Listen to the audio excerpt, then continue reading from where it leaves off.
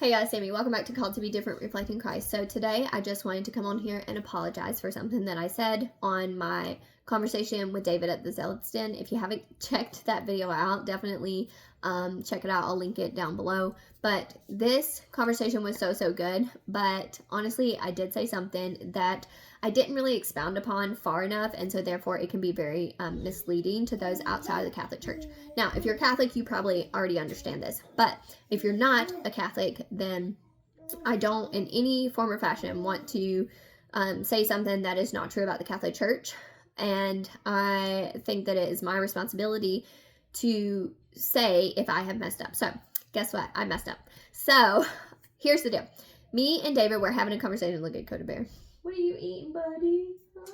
He's got little snacks over there. Me and David were having a conversation about the sacrament of matrimony, and I had said that if you want to stay married your entire life, then you should go Catholic, because Catholics take the matrimony sacrament so seriously. And when we were talking about that, I just kind of said, you know, that we live in a world where people are constantly saying like, oh, you deserve better. Like, if you're not in a marriage where your husband is doing everything you think he should be doing, then you deserve better. Like, we hear this all the time. And by me saying that, I was kind of alluding to what I was getting at, but I did not do a very good job of expounding upon my inner thoughts. And so I want to do that right now. So if you are Catholic and you get a divorce, you can continue to take the Eucharist. I had kind of stated it in a form that you can't continue to take the Eucharist, but this is just not true. You can continue to take the Eucharist if you are divorced. Now, there are reasons why you cannot take the Eucharist if you are divorced. One, if you're divorced and you're in another marriage. So if you divorce that person and you went to a new marriage and you are basically committing a mortal sin against God, you are in adultery actively, and so the church will not allow you to take communion. Now, here's the kind of side note to that, though, is that if you are divorced and you remarry, there is a couple reasons why you can remarry and still take the Eucharist. So the first reason would be that your first marriage you had annulled. So if you get your marriage annulled, then you can get remarried and you can continue to take the Eucharist. Now, the second reason would be if your previous spouse has died. Now, they don't necessarily you don't have to have become a widow and then remarry, if that makes sense. Like, you were married and then became a widow. You can also have left that spouse and then they happen to die from whatever reasons, and then you can remarry.